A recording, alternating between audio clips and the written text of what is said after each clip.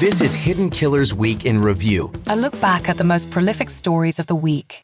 The evidence is gone, but the nightmare continues. Welcome to Hidden Killers with Tony Brueski, featuring former prosecutor and defense attorney Eric Faddis. There is a curious case coming out of Las Vegas, Nevada. It is the trial of Robert Tellis. He is charged with the murder of reporter Jeff German. German, a reporter who was quite an impactful reporter. If you were in the area, you knew him. Published several articles, always trying to get to the bottom of things, expose people who are doing wrong things, who are in power. And one of those people he was exposing was, in fact, Robert Tellis in his office. Robert lost re-election, and then shortly thereafter, Jeff German lost his life. He's now facing those charges in court. Joining me to discuss, Eric Faddis, defense attorney and former prosecutor. This is it's a very interesting case. Just after watching opening statements yesterday, I gotta say it looks kind of open and shut. We're talking about the evidence that was captured on a closed circuit video camera, showing the man in the big hat and the sneakers and the big bag and all these items found in Robert Tellis's garage.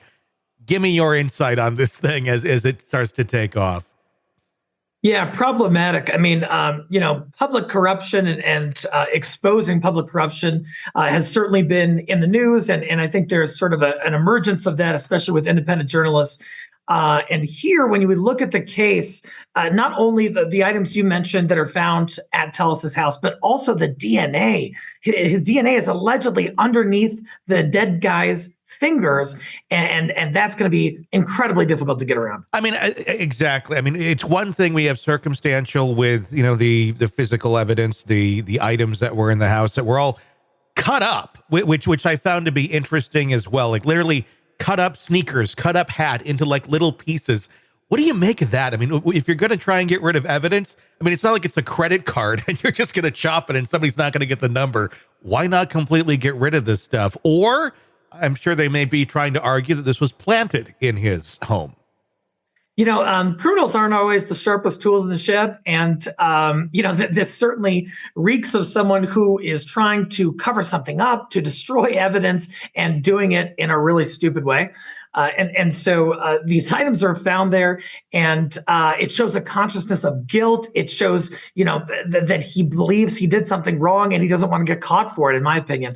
The planting of evidence, they're going to have to come with some kind of substantiation of that, and I just haven't heard it. Because there's been arguments that Tellis's office, when he went in there, he really rattled things, changed a lot of things up, cut back all the overtime that was going on in the office, which I don't know, could be a good thing, could be a bad thing, depending how they needed those people to be working overtime or not. But he made a lot of enemies while he was actually in office and had some investigations into him as well.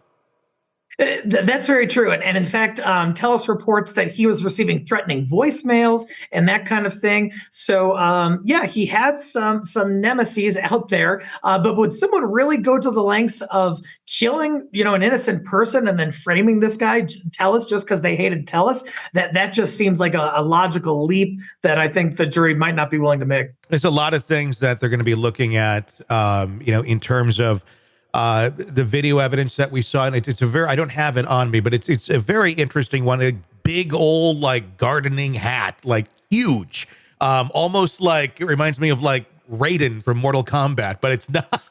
It's not quite that style, but it's close. He's going to raise his hands to the air, and lightning's going to come down. And then big bright orange jumpsuit, the sneakers, the bag, all of that. And he has kind of a walk to him as well. Whoever this was in that video has a specific kind of gait to them. How much do you think that stuff is going to be examined? And the other question that I know is being brought up is, this was a pretty bloody, horrible fight in the yard. There's, as far as we know, as of right now, there's no blood or anything on any of these pieces of evidence. Yeah, when we're talking about a disguise, usually the idea is you don't want to get noticed. So maybe don't wear an orange jumpsuit and a big Mortal Kombat hat. But I mean, they're certainly going to look at that. You would expect that the individual, if they were wearing that during this very serious killing, would have something on them, like blood or biological material. And so that's going to be looked at. Defense is certainly going to emphasize that to the jury. But with respect to his gait, I bet the prosecution's going to tell us to get up and walk in front of the jury. And that's permissible in most jurisdictions. And the jury will be able to compare that gait with the gait of the person on the video. How easy is that for someone to fake their gait and their walk? I mean, especially if you know, like, okay, the guy in the video is walking like this, I shouldn't walk like that. Sure. Yeah. There's that. But there's also, this gentleman, Tellis, was a public official. I imagine that there is other footage of him, walking around. And if not, there are a ton of witnesses who worked with him on a day-to-day basis who could be asked, what does this dude walk like? And then, see if that is comparable to what is on the video. And they're also going to want to look at whether the person on the video might be feigning some sort of gait that they don't normally have. All right, true crime addicts, let's cut the crap. You're knee-deep in the gory details of your favorite podcast when suddenly a commercial hits like a bad meal. Seriously? You deserve better. Upgrade to True Crime Today Premium Plus on Apple Podcasts, where you can binge without those annoying ads. Plus, get extended interviews that go deeper into the darkness and early access to episodes so you can be the first to know. It's like trading up from fast food to fine dining, but with more blood. So, go ahead. Search for True Crime Today Premium Plus on Apple Podcasts. Subscribe and feast on the good stuff.